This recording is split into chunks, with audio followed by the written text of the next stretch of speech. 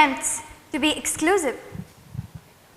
Open communication is the key to crossing cultural barriers and appreciating cultural diversity. But the most important things are the hardest to say because words diminish them.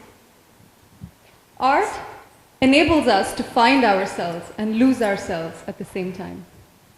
Let us interpret this as art helps create, build, and understand identities. And from the numerous art forms, say we pick dance. So what is identity in the realm of dance? Namaste. We, Radhika Saralaya and Vidya Thayoor, are here to present today Identity through Dance.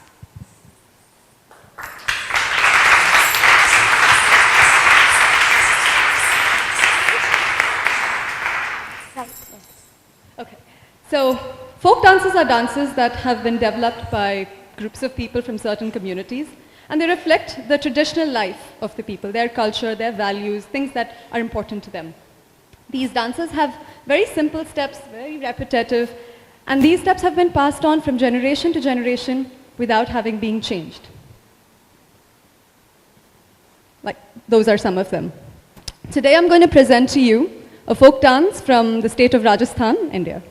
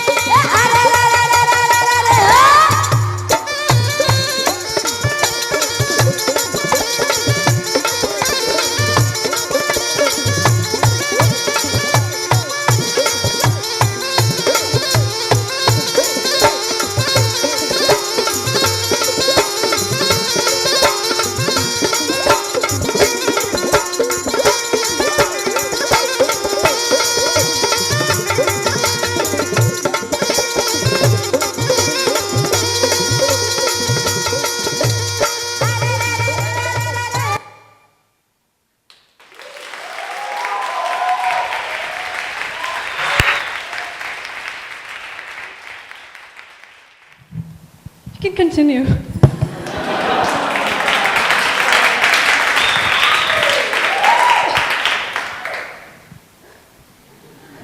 It's tiring. Okay. So a lot of people who have been to India or have heard about India definitely know about the snake charmers of India. Today I would like to give you some background information. What kind of people that they are, their music, their dance, their culture, and their values. The Kalbeliya people of Rajasthan are nomadic, snake-charming gypsies. They live away from mainstream society and work closely with snakes. The values that they consider important can be understood in the lyrics of their songs. They sing about love, bravery, and loyalty. The Kalbeliyas have a great tradition of song and dance, and this is something that hasn't changed since the medieval times. Things that are important to them have been important to them for a very long time. They are very closely associated with their snakes. They consider them to be a god as well as a family member. And this association with snakes can be seen in their music and their dance. The bean is the trademark sound of the Kalbeliya music.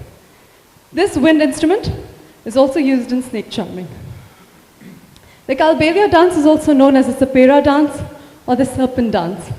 And the characteristic movement of this dance is very snake-like.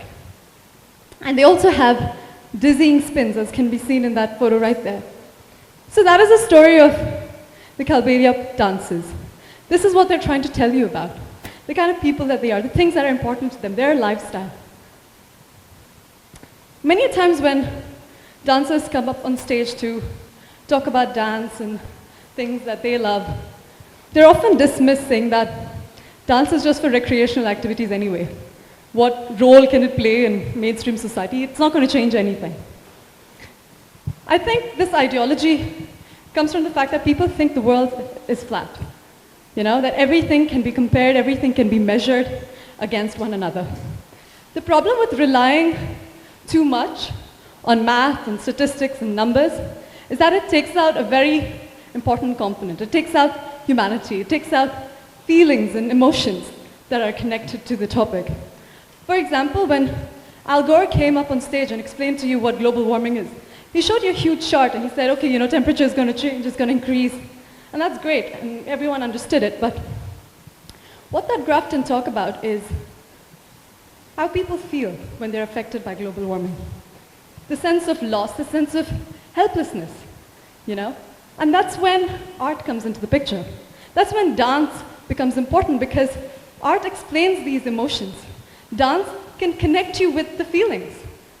And that's why it's so important, because these feelings represent the people. It represents the pain. So I kind of want to give you an example about how dance can change the way of a community. And this is again from the Kalbeliya community itself. You see, the Kalbeliya community were notorious for female infanticide. The girl child was killed at birth. One of the girls who escaped this tragedy was Gulabi Sapera. Gulabi Sapera was a very young girl when she was spotted in a local fair at Pushkar. She was dancing. The Rajasthan Tourism Board approached her and asked her to perform on a larger stage for a larger audience. The Kalbeliya community instantly refused this offer. The reason they did this is because, according to the Kalbeliya community, it is indecent and immoral for a girl to be dancing on stage. But after much persuasion, they finally gave in, and they let Ms. Gulabi Sapera perform with the condition that she will only perform once. Gulabi Sapera set off to the largest city of Jaipur in Rajasthan to perform. And her beauty, her dance, her grace caught the attention of the media. Everyone was enthralled, including Rajiv Gandhi, the Prime Minister of India, who personally came to her and asked her to continue pursuing her dance. As soon as this event got over, media from all over the world rushed into Rajasthan, looking for the Kalbeliyas, and essentially ignored community of India suddenly was in the spotlight. They began to enjoy freedom, respect, fame, and admiration like never before. Gulabi Sapera today is one of the most respected members of her community. Her dance, the Kalbeliya dance, is recognized by the UNESCO. And because of all of these events, Kalbeliya community have recognized that girls and boys are equals. They encourage the girl child to study, to pursue careers, and to perform dances. This is the power of dance. Today, in the Kalbeliya community, the girl child lives. Dance can change the way people think. Dance can cause an impact.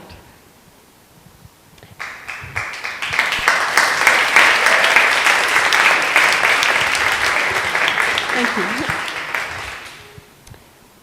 And all of this is because of a little bit of curiosity, and that's kind of what I want you to take home today. I hope you learn to be curious about your culture, the dances from your culture, because all of them are trying to tell you a story. And these stories are about you too. These dances are a part of your cultural identity and a part of your identity. Do not let them fade away. You must learn to love them, respect them, and promote them before people forget the value of them. And I hope you learn to question those people who tell you that dance is just for entertainment, because it is not. Dance is a much, much powerful tool than you give it credit for. Thank you very much.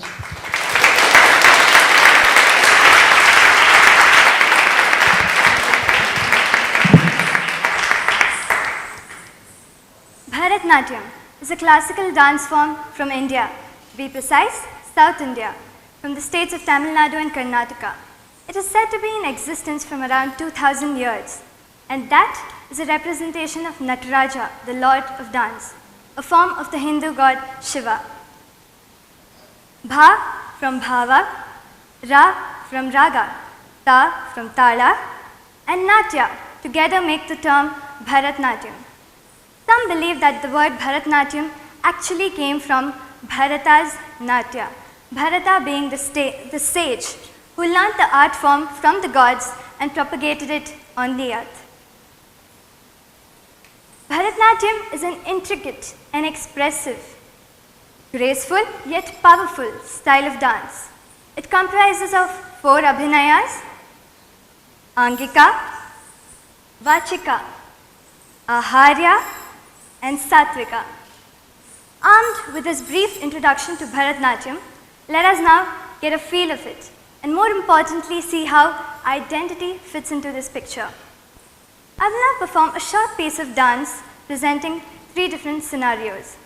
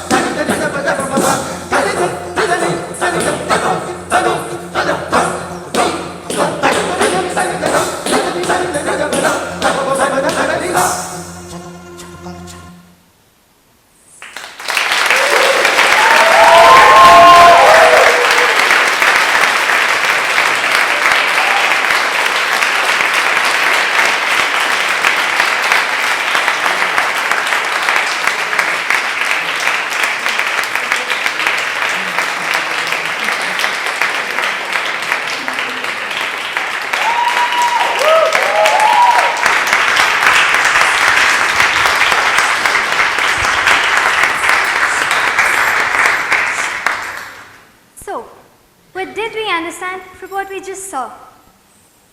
The first scenario presented the self-expression of an oppressed man, the rich and the powerful, pushed down and burdened, the little ones like me, the turmoil, the frustration, the never-ending worries. They bind me. I want to break free, go out, and lead a just life. Don't I have this right? The second scenario presented a woman asking her lover, "You were with another girl. Yesterday, my friend saw you and her getting cozy. I trusted you so much, but you, why did you do this? Please tell me." The third scenario presented Lord Krishna as a child stealing butter and throwing a stone at a pot of water on a lady's head and breaking it. Yet, in spite of the numerous mischievous acts, an ardent devotee still loves the flute-playing cowherd. So what do we understand from all this? What does all this speak of? Religions, traditions, history, people, attire, food, in short, culture. And culture and traditions are the foundation for defining one's identity. The dance also touched upon life, situations, emotions, feelings, expressions, stories, basically communication. And we communicate every moment of our lives. And moments make what we are, shaping our identity. Bharatnatyam in itself has undergone a change in identity over the ages, from being a dance in the temples to almost being lost to its current revamped form as a stage art. And the stage has a very, very powerful impact in the audience. It has a strong social connect. The Bharatnatyam, and in fact every classical form from anywhere in the world, could and should make use of their fullest potential to give a social message, create awareness. Awareness is the first step in fighting any social cause, be it deforestation or education. Whatever the reason, education or deforestation or human rights, dance is at the core of it. To make a small mention here, Guru Salahuddin Syed Pasha and his concept of Bharatnatyam on wheelchairs. A Muslim by birth, mastering an art predominantly Hindu, and getting the disabled to give stunning performances is something to definitely think about. It shows the power of dance and the immense possibilities of dreams and hopes. So what have we understood about identity? Identity may be understood through the world of dance, be it Kalbeliya or Bharatnatyam or any other dance form for that matter. Identity is at the core of it. Identity is implicitly part of every dance form. It helps us understand different cultures. It helps us communicate effectively and to address a social cause. Dance is our passion and has had a huge influence on what we are today. It helps us define who am I and what is my identity. To set out, explore, realize your passions and find your answer to what is my identity. Good luck and thank you. you.